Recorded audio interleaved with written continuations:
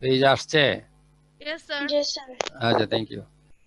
তো সবাইকে বরাবরের মতো শুভেচ্ছা স্বাগত জানাচ্ছি। আজকের এই মেঘলা আকাশ এবং পরিবেশটা ভালোই, ঠান্ডা আছে, এটা ঠিক আছে, তবু একটু মন খারাপ থাকে দিন আকাশ খারাপ থাকলে। সে অবশ্য তোমাদেরকে স্বাগত জানাচ্ছি। তোমরা ভালো আছো, আল্লাহর রহমতে we are very good position due to almighty Allah. Allah with us always, otherwise we cannot move, we cannot participate in the class. So সেদিক দিয়ে চিন্তা করলে আমরা ভালো আছি। আল্লাহ আমাদের সবাইকে ভালো রাখুক, এই কামনা রেখে তোমাদের শুভেচ্ছা জানিয়ে এবং সবসময় তোমরা ভালো থাকো, আমাদের আহ্বানে সাড়া দাও, মনোযোগী হও, ভালো থাকো, এই কামনা রেখে আমরা আজকে আমাদের ক্লাসটি শুরু করব। তবে আগে বলিনি, এই চ্যাপ্টারটি অপেক্ষাকৃত বড়, আমরা আজকে আংশিক আলোচনা করব, যেটি তোমাদের জানার ভিতরেই থাকবে অনেক কিছু, তারপরে নতুন কিছু আইটেম পাইতে পারো। তাহলে আমরা প্রথমে বলছি যে এটা physical characteristics of inland water environment. তোমরা জানো যে ফিজিক্যাল, কেমিক্যাল, বায়োলজিক্যাল ক্যারেক্টারিস্টিক্স আছে ওয়াটারের। তা আমরা শুধু আজকে ফিজিক্যাল ক্যারেক্টারিস্টিক্সের কিছু অংশ নিয়ে আলোচনা করব। তো প্রথমে আমরা আসি, লাইট একটি ফিজিক্যাল ফ্যাক্টর, তোমরা জানো ওয়াটারের। এই লাইট নিয়ে আমরা সংক্ষিপ্ত কথা বলবো। যেমন ধরো এখানে বলা হচ্ছে, আমি লাইন বাই লাইন পড়ার দরকার নাই, এখানে বলি যে সোলার রেডিয়েশন। সোলার রেডিয়েশনটাকে তোমরা সংজ্ঞায়িত যদি করো, সোলার রেডিয়েশন সূর্য থেকে যে সূর্য রশ্মিটা সারা বিশ্বে পড়ে, এটাকে আমরা সোলার রেডিয়েশন বলি। এটা এক ধরনের রিসোর্স। এটা রিসোর্স, তোমরা জানো এই রিসোর্সের ফলে অনেক সময় হিট হয়, তারপরে ধর ইলেকট্রিসিটি সৃষ্টি হয়, অন্যান্য মাধ্যমে এটা ব্যবহৃত হয়। সুতরাং এটা অত্যন্ত ইম্পর্টেন্ট একটা মাধ্যম। এটা বলা আছে, যেটা এখানে যেমন বলছি, heat which derives the world's wind pattern, এটাকে ত্বরান্বিত করে উইন্ডকেও। কত হলো, সোলার রেডিয়েশনটা একটা রিসোর্স মনে করবো, এবং ইটস এ এনার্জি। এটা wind energy propagates waves which provide the mixing force in marine and pressure. তুমি উইন্ড এনার্জি আবার উইন্ড মিলও বলতে পারো। অনেক দেশে দেখবে উইন্ড মিল থাকে নদীর কাছে, জলাশয়ের পাশে, সমুদ্রের পাশে। উইন্ড মিল হলো, তোমরা অনেকে দেখেছো যে পাখার মতো যে বাতাসে ঘোরার পরে যে এখানে বিদ্যুৎ সৃষ্টি হয়, হিট তৈরি হয়, এরকম। তো এইটাও কিন্তু আমাদের দেশেও আছে। যেমন এর আগে আমরা তৈরি হয়েছিল, উইন্ড এনার্জি ছিল, এটা ইলেকট্রিসিটি জেনারেশনের জন্য করা হয়েছিল। এটা হলো মুহুরী ড্যাম, ফেনীতে, বাংলাদেশে করা হয়েছিল। এখন অনেক জায়গা হচ্ছে এক্সপেরিমেন্টালি। তো এটা হয়, এটা মিক্সিং হয় মেরিন এবং ফ্রেশ ওয়াটারের মিক্সিং ফোর্সের হিসেবে কাজ করে, এবং এটাকে ইলেকট্রিসিটি প্রোভাইড করে। Light penetrate into water influences the distribution of aquatic organism. যদি লাইট পানিতে পেনিট্রেট হয়ে প্রবেশ করে, তাহলে এটা অ্যাকোয়াটিক অর্গানিজম যার যা দরকার সে তা নিয়ে নেয়, and hit in the lake, এবং লেক অথবা ওয়াটার বডিজ অথবা পন্ড, সব জায়গায় হিটের প্রাদুর্ভাব হয় শুধুমাত্র লাইট পেনিট্রেট করার কারণে। লাইট যে কত গুরুত্বপূর্ণ তা আমরা প্রত্যেক জীবনে বুঝতে পারি। অনুরূপভাবে যে কোনো অর্গানিজমের জন্যই লাইট ইম্পর্টেন্ট, এবং লাইটটা নর্মালি আসে করতে সূর্য থেকে, সোলার এনার্জি, সেটাই বেশি। ইদানিং লক্ষ্য করছো যে আমরা সোলার এনার্জিতে অনেক জায়গায় অনেক ব্যবহার হচ্ছে, এবং কমার্শিয়াল ইউজ হচ্ছে এখন সোলার লাইট। এক সময় এটা হতো না। মানে আসলে আমরা দিনান্তরে বিজ্ঞানের কারণে আমরা অনেক দূরে গিয়ে যাচ্ছি। এগুলো কিন্তু কোরআনেও, পবিত্র কোরআনেও উল্লেখ আছে। যাই হোক, আমরা সেই মাত্রায় যাচ্ছি আর কি এখন। তাহলে solar energy is a energy or resource আমরা ধরে নিচ্ছি। তাহলে aquatic primary production is dependent upon the transmitted light. অর্থাৎ তোমার লাইটটা কিরকম ট্রান্সমিট হলো এর উপর অ্যাকোয়াটিক প্রাইমারি প্রোডাকশনে নির্ভর করে। অ্যাকোয়াটিক প্রাইমারি প্রোডাকশনটা ভালো হবে যদি লাইট পেনিট্রেশনটা ভালো থাকে ওয়াটার বডিতে। এটি হলো মুদ্রা কথা। তাহলে লাইটের এই কয়টা ইম্পর্টেন্ট কথা আমরা এখানে জানলাম। আরো আমরা জানবো the behavior of both higher and lower organisms is strongly influenced by the strength of underwater light field। অর্থাৎ পানির নিচে যদি লাইট পেনিট্রেশন ভালো হয়, সেখানে ছোট বড় যে কোনো পর্যায়ের অর্গানিজমই ইনফ্লুয়েন্সড হয়, অর্থাৎ প্রভাবিত হয় এই লাইটের দ্বারা। এই হলো এখানে প্রাথমিক কথা। এরপর আরো কথা আছে কিছু, আমরা বলছি। ইম্পর্টেন্ট এক্সাম্পল হলো ডায়গোনাল ভার্টিক্যাল মাইগ্রেশন অফ জুওপ্লাঙ্কটন। তোমরা দেখবা ডিউ টু লাইট চেঞ্জ, অর্থাৎ লাইটের কারণে যদি পরিবর্তন হয় তাহলে প্লাঙ্কটন, যে প্লাঙ্কটনের ডায়ুরনাল মানে দৈনিক ভার্টিক্যাল যে মুভমেন্টটা হয় সেটা হওয়ার মূল কারণ হলো লাইট চেঞ্জ হয় বলে তারা নিচ থেকে উপরে আসে, উপর থেকে নিচে যায়, মানে ভার্টিক্যালি। এটা হলো একটা important example, due to light change. Otherwise কিন্তু স্টেবল থাকতো, তারা স্ট্যাগনেন্ট থাকতো। Fish which may inhabit only the deep waters by day, অর্থাৎ তারা কিন্তু দিনের বেলা দেখবে যে নিচ দিকে সাধারণত অবস্থান হয়, কারণ লাইটটা পেনিট্রেট করে নিচে থাকে, তাই মাছ অবস্থান করে পানির আন্ডার ওয়াটারে। অ্যান্ড অনেক সময় সেলু রিজিয়নে চলে আসে খাদ্য গ্রহণ করতে আর রাতে।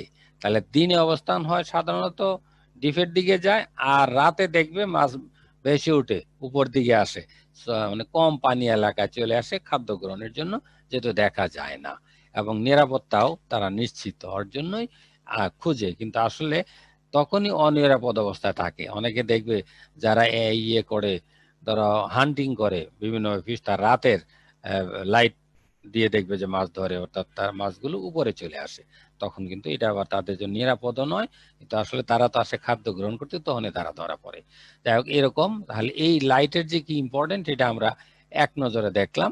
মূল বিষয় হলো লাইটের ভূমিকা অনেক, বিশেষ করে ডায়গোনাল ভার্টিক্যাল মাইগ্রেশন জুওপ্লাঙ্কটনে, যেহেতু জুওপ্লাঙ্কটন এখানে উল্লেখ করা হয়েছে, আমরা বলছি এই জিনিসগুলো তোমরা একটু মনে রাখবে। এখন আসি আমরা সোলার এনার্জির মেজারমেন্টটা কি, এটা এস্টিমেট করা যায় সোলার এনার্জি রেডিয়েশনটা কিভাবে। একটা যন্ত্র, এটার নাম হলো কি যেন, পাইরিলিওমিটার। হ্যাঁ, পাইরিলিওমিটার, এটাকে দিয়ে এস্টিমেট করতে পারি সোলার রেডিয়েশন লেক্সের সার্ফেসে কি পরিমাণ আছে তা আমরা রেকর্ড করতে পারি। Under water light measurement is usually make with water probe photocell and compared with simultaneous readings taken at the surface with deck, অর্থাৎ আমাদের ডেক বলতে কিন্তু ডেক অফ এ শিপ, জাহাজের নিচের যে তলায়, এখানে এই যন্ত্র মানে ফটোসেল দেও, ওয়াটার প্রুফ ফটোসেল দেও তোলা যেতে পারে যন্ত্র, এখানে স্থাপন করার মাধ্যমে এখানে কি পরিমাণ সোলার এনার্জি আসতেছে তা রিডিংটা আসবে। এটা সাইমিলটেনিয়াসলি তারা রিডিংটা গ্রহণ করে। আমরা দেখবে অনেক আগে আমরা হয়তো বলেছিলাম যে এক ধরনের যন্ত্র, ধরো কি বলছিলাম আমি,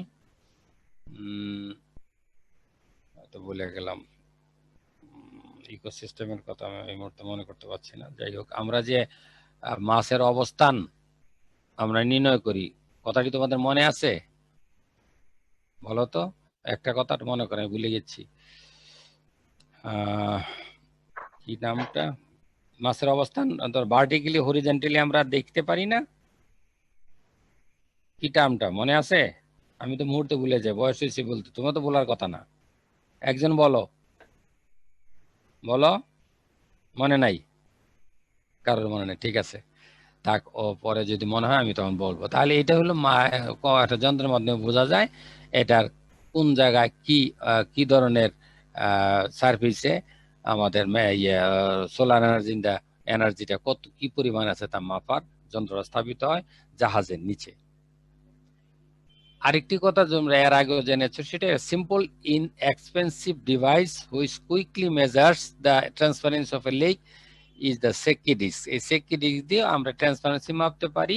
তাহলে এটা মাপার কি কারণ সেটা তো আমরা জানো, যে আসলে আমাদের ওখানে খাবারের অবস্থানটা কি আছে, ফাইটোপ্লাঙ্কটনের অবস্থানটা কি, সেটা আমরা জানতে পারি। ট্রান্সপারেন্সির মাধ্যমেই খাদ্যের উপস্থিতি বোঝা যায়, আমাদের পানিতে খাবারের পরিমাণ কি পরিমাণ আছে, আমাদের আরো এটা অ্যাড করতে হবে না মাইনাস করতে হবে সেটা জানার সুযোগ থাকে। এই সেক্কি নামে এক ভদ্রলোকের নামে সেক্কি ডিস্ক এই নামকরণটা করা হয়েছে। এটা পানির যে ওয়াটার বডিজ, লেকে হতে পারে, নদীতেও করা যায়, পুকুরেও এটা মাপা যেতে পারে। The Secchi disk depth of eutrophic and muddy lakes or estuaries ranges between 0 থেকে 2 মিটার। অর্থাৎ ইউট্রোফিক তোমরা জানোই, যেখানে গুড ফুড থাকে সেটাকে ইউট্রোফিক বলছি। এই ইউট্রোফিকের বেলা 0 থেকে 2 মিটার, এটা কম। আমাদের পুকুরে যেমন আমরা বলি আইডিয়াল হলো ধরো 35 থেকে 40 সেন্টিমিটার যদি আমরা ডেপথে হয়, সেটাকে আমরা আইডিয়াল বলতেছি, তাই না? সেকেন্ডিক রিডিং ইন 0 থেকে 2 মিটার, মানে এখানেও দেখবে যে প্রায় এর অর্ধেক হলেও চলে। বিভিন্ন এটা ওয়াটার বডি তো অনেক অ্যাডার ইউট্রোফিক লেক, এটা ওয়াটার বডি যে কোনো জায়গা হতো, নট অনলি ফন্ড। আমি ফন্ডের কথা বলেছি, 35 থেকে 40 সেন্টিমিটার হইলে আমরা ভালো অবস্থান বলি। আবার 40 মিটার হয় হাইলি অলিগোট্রফিক লেকসের বেলায় বা ওপেন অশানের বেলায়। এটা 40 মিটার পর্যন্ত হচ্ছে কেন? কারণ সেটা হলো অলিগোট্রফিক, অর্থাৎ ইটস নট গুড, অর্থাৎ ওইখানে খাবারের আধিক্য, বিভিন্ন সাসপেন্ডেড মেটেরিয়ালস অথবা ওই ডিজলভ মেটেরিয়ালসের ঘাটতি থাকে, যে কারণে অলিগোট্রফিক বলা হচ্ছে। ঠিক আছে, সেখানে আমাদের ট্রান্সপারেন্সিটা অপেক থাকবে, মানে অন্ধকারাচ্ছন্ন থাকবে, সেখানে বেশি দূর লাইট পেনিট্রেট করবে না। এই জন্য ওইখানে হলো আমাদের 40 মিটার, এই কারণে। আচ্ছা, এখন ধরো ইম্পর্টেন্ট আমরা যেটা নিয়ে আমরা আলোচনা করবো আজকের একটু ডিটেলস, সেটা হলো ফ্যাক্টরস এফেক্টিং লাইট পেনিট্রেশন। কি কি কারণে আমরা লাইট পেনিট্রেশনের কম বেশি হয় এই নিয়ে আলোচনা। প্রথম হইল ইন্টেন্সিটি এট সারফেস। এখানে আমরা ডিটেলসটা আমরা পরে আলোচনা করি, আমরা শুধু একাধারে বলে যাই একাধারে। এখানে ফ্যাক্টর হলো মোট 6টা ফ্যাক্টর নিয়ে আমরা এখানে আলোচনা করবো। আছে ইন্টেন্সিটি এট সারফেস, কি ধরনের এটা ধরো ব্রাইটনেসটা কিরকম, এটা স্ট্রেংথ কিরকম সারফেসের, এই নিয়ে আমরা আলোচনা করব একটা। আর একটা হলো angle of contact of light with surface, অর্থাৎ লাইটটা সারফেসে কোন অ্যাঙ্গেলে পড়তেছে এইটা নিয়ে। এখানে 3টা ভাগ করা আছে, একটা ডিফারেন্স ইন ল্যাটিটিউড, একটা সিজনাল ডিফারেন্সেস এন্ড ডায়োনাল ডিফারেন্সেস। আমি ডিটেইলস একটু পরে আলোচনা করছি। নাম্বার 3 হলো ডিজলভ ম্যাটেরিয়ালস, কি কি থাকে বা কিভাবে থাকে এটা আলোচনা করব, থাকলে কি হয়, না থাকলে কি রকম হবে এই বিষয়টি। আর একটা হলো সাসপেন্ডেড ম্যাটেরিয়ালস, এই নিয়ে আলোচনা করব। আর একটা হলো light penetration in natural waters, আর light penetration through ice cover. এই 6টা ফ্যাক্টরস নিয়ে আমরা সংক্ষিপ্ত আলোচনা করব। এখন দেখো, প্রথমে আসছে আমার ইন্টেন্সিটি এট সারফেস।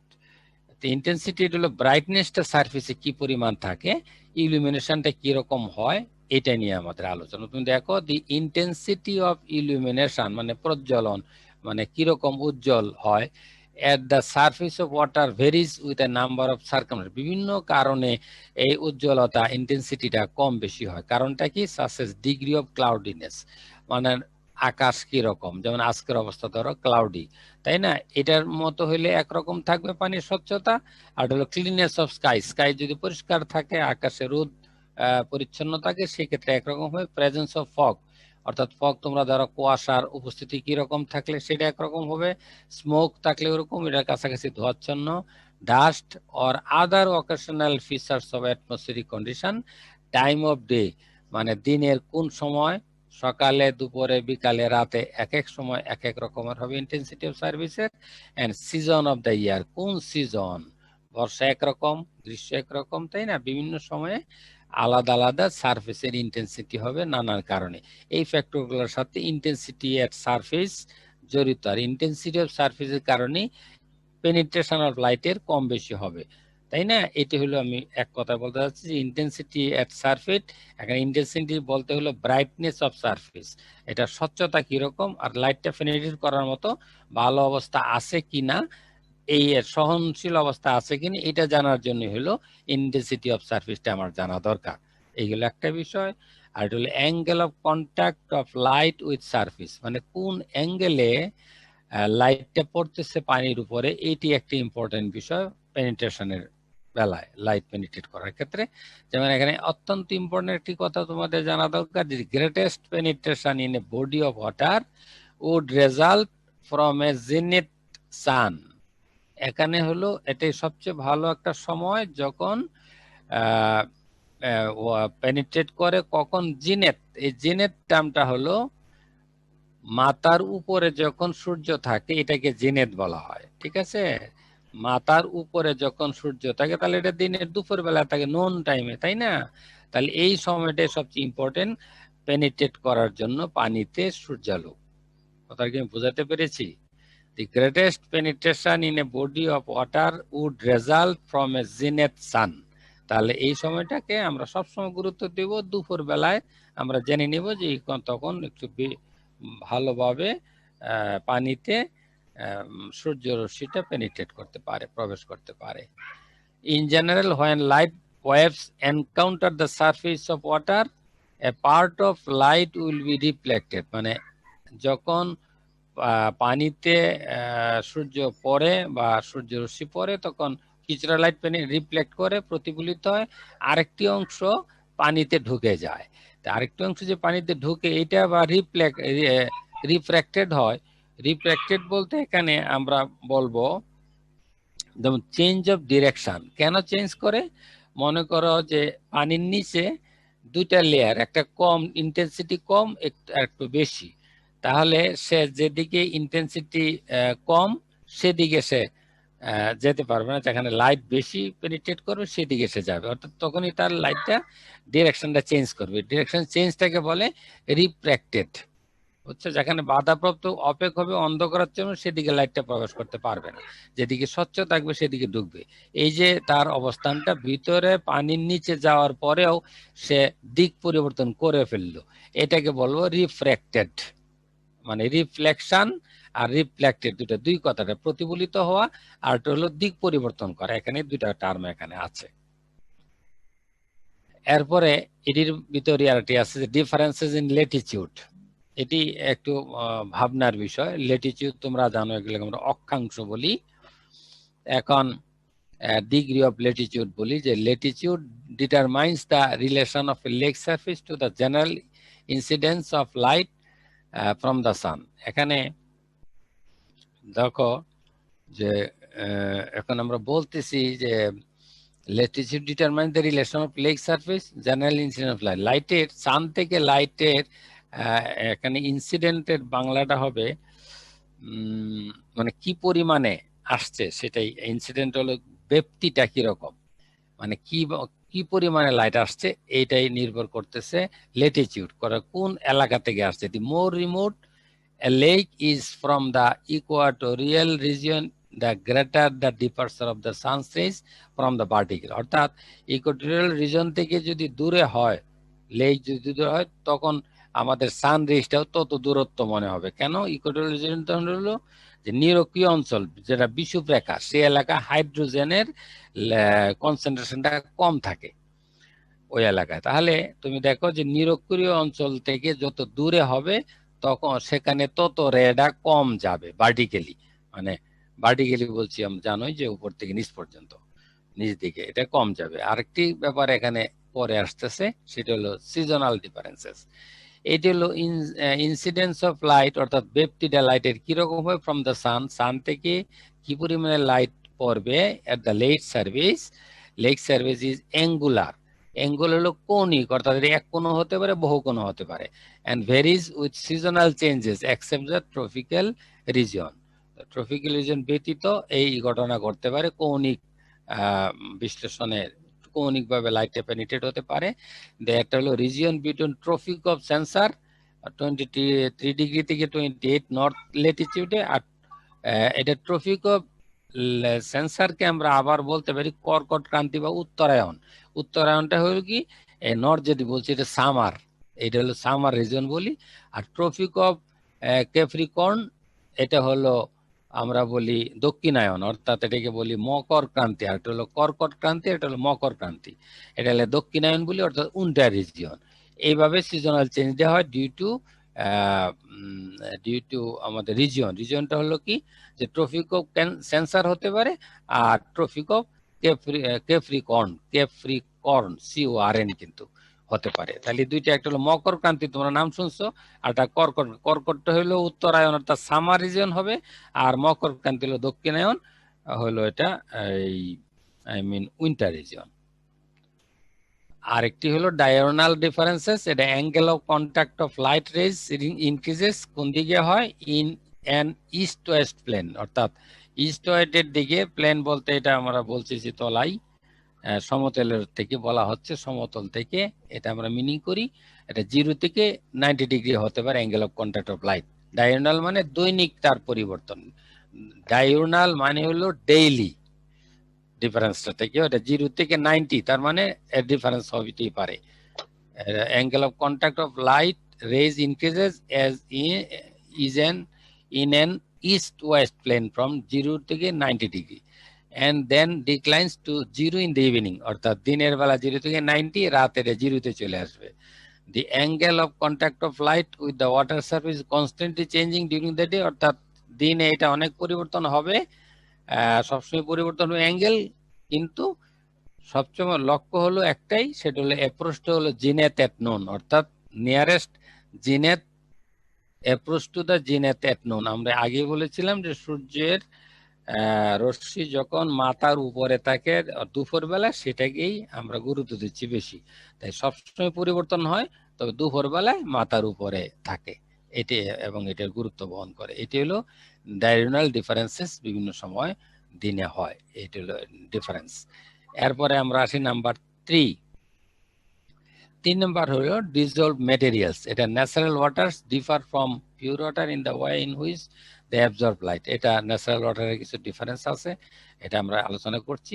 যে dissolved salt usually have little effect on light transmission, অর্থাৎ ডিজলভ সল্ট কি পরিমাণে আছে এর উপর নির্ভর করে লাইট পেনিট্রেটটা হবে। যদি সল্টের পরিমাণ বেশি থাকে, পেনিট্রেট কম হবে, অর্থাৎ সেখানে আমরা ভিসকোসিটি বলেছিলাম, সেটা অবশ্যই বেশি থাকবে, তাই লাইটটা পেনিট্রেট করবে না।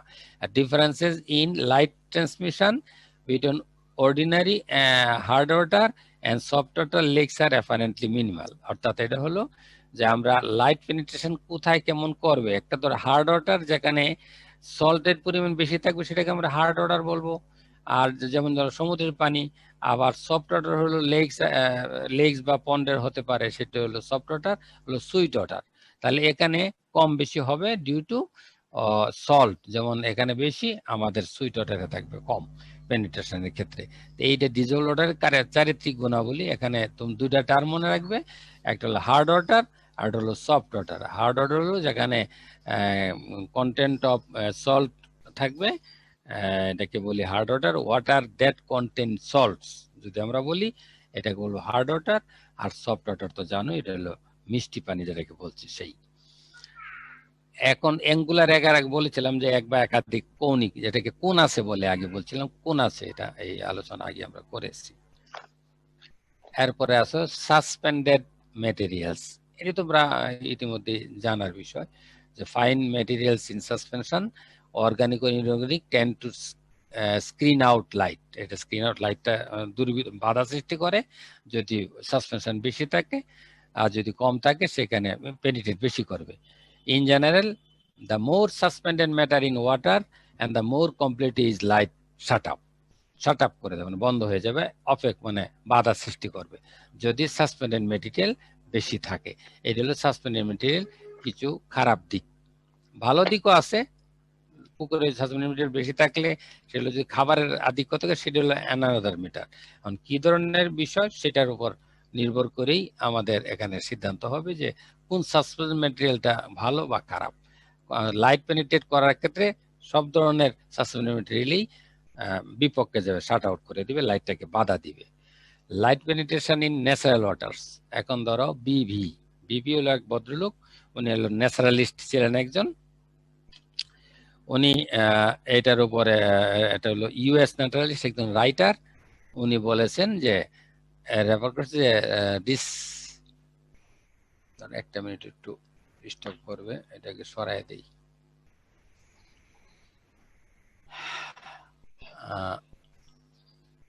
এই ভদ্রলোক বিভি, অর্থাৎ বিভি কিন্তু মৌমাছির সাথে সম্পর্ক আছে, ওই এলাকায় মৌমাছির উপদ্রব ছিল বলেই নামও বিভি। ঠিক আছে, বিভি এই ভদ্রলোক reported the disappearance of all color from the spectrum at a depth of 213 meter in the Atlantic Ocean near the Bermuda island. এই আইল্যান্ডের কাছে 213 মিটার পর্যন্ত স্পেকট্রামে মানে এই রিপোর্ট করছেন যে কোনো কালার, পানির কোনো কালারই থাকে না। এটা light penetration in natural water, অর্থাৎ বিভিন্ন মুভ করে না, যে কারণে স্পেকট্রামের এটা কোনো প্রকার বিস্তৃতি, বর্ণালীটা ধরা পড়ে না, মানে লাইটই পেনিট্রেট করে না। সেই হলো এই কারণে হলো কোনো কালারই নাই, ডিফারেন্স কালার নাই, কালার বিন উনি রিপোর্ট করছিলেন। আর একজন ভদ্রলোক in the large number of lakes in উইসকনসিনে স্টাডি করে উনি পাইছেন ভার্জেন জুদে, উনি পাইছেন যে ডেথ at which the amount of radiation delivered at the surface would be reduced to 1% varied from, মানে 1% কইরা রিডিউস হয় রেডিয়েশনের অ্যাবাউট 1.5 to 29 মিটারে উইথ ভেরিজ ইন্টারগ্রেডেশনস বিটুইন দেম। তার মাঝে আন্তঃক্রিয়ার কারণে ধরো এটা আমরা বলতে পারি যে ইন্টাগ্রেটিং বলো, ইনক্লুশন বলো, ইনকর্পোরেশন, এই কারণে 1% কইরে সারফেসে রিডিউস হয় রেডিয়েশনটা 1.5 থেকে 29 মিটার পর্যন্ত। ওই এলাকায় অনেকগুলো লেকের মাঝে উনি এটা দেখেছেন। এরপরে আসো নাম্বার 6, এটা হলো light penetration through ice cover. আমরা এর আগেও জেনেছি কোন কোন ওয়াটার বডিজে আইস কভার থাকে, তাহলে এটা এটা আইস কভার থাকলে তো অবশ্যই ইন্টারপোজেস হয়। ইন্টারপোজ হলো যে place or insert between one thing to another, এক পর্যায় থেকে আরেক পর্যায়ে যাওয়াটাকে আমরা ইন্টারপোজেস বলি। তাহলে আইস কভার ইন্টারপোজেস এ পার্শিয়াল ভেরিয়ার টু লাইট পেনিট্রেশন, এক পর্যায় থেকে আরেক পর্যায়ে যাওয়ার জন্য একটা লাইটের যে বেরিয়ার, এটা হলো আইস কভার। আইস কভার থাকলে পানিতে লাইট পেনিট্রেট করতে অসুবিধা হয়, কোনো কোনো ক্ষেত্রে হয়, আবার কোথাও হালকা যখন মাঝখানে দুটার ফাঁক হয়ে যায় তো মাঝখানে ঢুকে যায়, এইটা হলো সুযোগটা। The effectiveness of which depends upon circumstances such as thickness of the ice, তা এটার উপর নির্ভর করবে, থিকনেস অফ আইসের উপর নির্ভর করে আদৌ সেটা প্রবেশ করতে পারবে কি পারবে না। ইটস ডিগ্রি অফ ট্রান্সপারেন্সি, অনেক আইস থাকে ট্রান্সপারেন্ট, সেদিক দিয়েও লাইট পেনিট্রেট করতে পারবে। And the presence or absence of accumulated snow at it's surface, মানে অনেক স্নো আছে শক্ত হয়ে যায় স্নো, সেটার উপর কি ধরনের সারফেস আছে আইসের উপর, তার উপর নির্ভর করবে লাইট পেনিট্রেট করতে পারবে কি পারবে না। A lake accumulates heat during the winter from the sun's rays that pass through the ice, যখন উইন্টারে সান পেনিট্রেট করে লাইট এবং গরমের কারণে আইস গলে যায়, তখন ওই লাইট পেনিট্রেট করে, এটা হলে এখানে মোদ্দা কথা। অর্থাৎ লাইট পেনিট্রেট করতে পারবে তখনই যখন হিটের মাধ্যমে হবে, অর্থাৎ আইসটা গলে যায়, কিছুটা হালকা হবে, পুরো মাত্রা হবে না, যেটুকু তখন সেটা যেতে পারবে। এখন হলো দুই ধরনের আমরা কালার নিয়ে কথা বলবো, খুব তাড়াতাড়ি যেতে হয় মনে হচ্ছে। কালার হলো ওয়াটার কালার, এখানে দুই ধরনের কালার অফ ন্যাচারাল ওয়াটার, একটা হলো ট্রু কালার আর একটা হলো এই ট্রু কালারটা নিয়ে আগে বলি আমরা, আর একটা হলো এই যে এখানে দেখছি ধরো নট ট্রু অর্থাৎ অ্যাপারেন্ট। ট্রু কালার এখানে হচ্ছে true colour is formed by dissolve substances, dissolve substance থাকলে এখানে ট্রু কালার বলছি, যেটাকে আমরা বলি normal sample of water should be filtered, centrifuged, centrifuged, thereby filling the water of sources of apparent color। অর্থাৎ আমরা এখানে ট্রু কালার হলো যেটা আমরা নর্মাল থেকে স্পেসিফিক, সেটাকে আমরা ট্রু কালার বলি। In order to realize the true colour, আমরা এমনি ডিজলভ সাবস্টেন্স যদি থাকে সেটাকে আমরা ট্রু কালার বলবো, যেটা আমরা ইউজ করি ন্যাচারাল ওয়াটার বডিতে। অ্যাপারেন্ট হলো colour is the colour of suspended materials together with such factors, অর্থাৎ as bottom or sky reflection, এখানে না নট রিয়েল যেটা, সেটা আমরা অ্যাপারেন্ট কালার বলি। দি কালার অফ, তাহলে দুইটা, একটা অ্যাপারেন্ট আর একটা হলো ট্রু। তাহলে ট্রু আর নট ট্রু, একটা অ্যাপারেন্ট কালার, একটা ট্রু, আমরা বলছি কি একটা হলো ট্রু কালার, একটা হলো অ্যাপারেন্ট কালার। নট ট্রু আর ট্রু, একটা স্পেসিফিক, একটা নির্দিষ্ট থাকি, যেমন আমাদের ন্যাচারালের বেলায়। এরপর the colour of lake waters differ widely depending upon the natural quality of dissolve material বা সাসপেন্ডেড ম্যাটেরিয়াল উপর নির্ভর করেই কালারের ডিফারেন্স ওয়াইডলি ডিফারেন্ট হয় দেশে বিদেশে। The quality of light and other factors, এটির উপর নির্ভর করেই আমরা কালারটাকে বলছি। The colour of lakes may change periodically, seasonally, periodically বলছি আমরা সিজনালি বলছি। Direct sunlight causes the bleaching of certain colours in natural waters. Direct sunlight causes the bleaching, and bleaching বলতে আমরা বলি যে the clean or the remove stain বা color in a process called bleaching. Bleaching আমরা bleaching হলো একটা in a generic name of product. এটি আমরা দেখো যে অনেক সময় মেয়েরা যেটা করে থাকে bleaching or cutting by hair, একটা টার্ম বলি না, তাহলে ওইটার সাথে একটা মিল আছে। অর্থাৎ দেখা গেল যে চুলটাকে রং করতেছে অথবা মিনিমাইজ করতেছে, তাই তো, ক্লিন করতেছে ব্লিচ দিয়া, তাই না, বিভিন্ন দাগ থাকলে সরিয়ে নিচ্ছে, এটাকে ব্লিচিং। অনুরূপ ভাবে এটা ব্লিচিংটা তাই, অর্থাৎ ডাইরেক্ট সানলাইটটাকে ব্লিচিং হিসাবেই কালারের বেলায় কাজে লাগে, এরকম একটা ভূমিকা রাখে ডাইরেক্ট সানলাইট।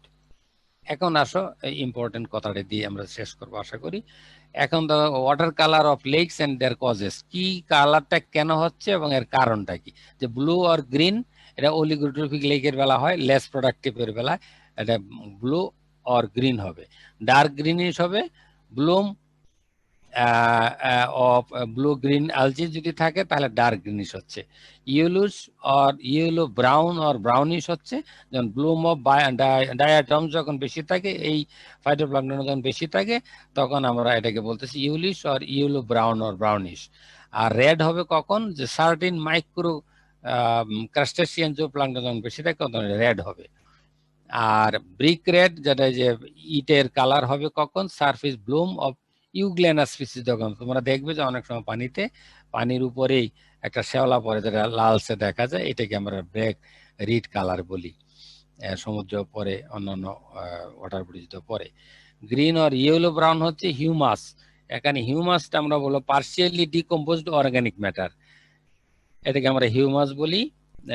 যেমন partially decompose plant matter in the soil as an example of humus, এটা আমরা বিভিন্ন ওয়াটার বডিজে দেখবো। এটা কি এটা ভালো, নট ব্যাড। গ্রিন আর ইয়েলো ব্রাউন আর ভেরিয়াস শেডস অফ ইয়েলো, এটা কখন হবে, যেমন due to various amounts of ferrous sulphate ও ফেরিক সালফেট যদি থাকে, সেই ক্ষেত্রেই এই কালারটা হয় আয়রনের প্রাদুর্ভাবের কারণে। ডার্কেস্ট ব্রাউন অর ব্ল্যাক হবে কখন, যখন extractive of peat found in peat bogs. আমি আগে বলেছিলাম যে অনেক ওয়াটারে সোয়াম্প ওয়াটারে কিছু ওয়াটার বডিজে ফিড থাকে, ফিড বলতে ওই যে বিভিন্ন সবুজ ঘাসের সমাহার থাকে, এটাকে ফিড বলা হয়।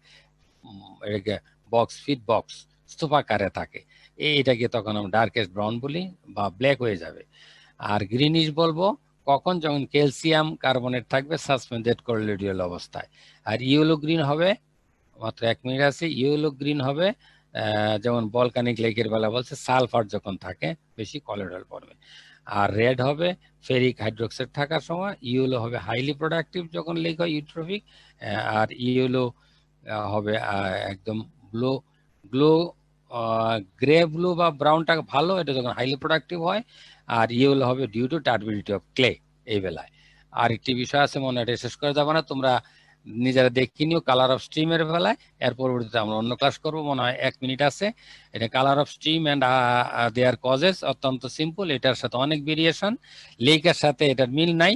and the great variety of color that may be seen in lakes but not in found in streams, অর্থাৎ ইয়ের মতো ওই লেকের মতো স্ট্রিমে এত না, স্ট্রিমের মাত্রা খুব কম, মাত্র 6টা কারণ আছে, খুবই সহজ, তোমরা দেখে নিবে কালার অফ স্ট্রিম কি কারণে এই কালারগুলো হচ্ছে। এই নিয়ে আমরা এটা শেষ করব, আর যেতে পারতেছি না, পরবর্তী যেটা বাকি থাকবে এটা আমি পরবর্তী ক্লাসে তোমাদের বলে নিব নেক্সট ক্লাসের সাথে।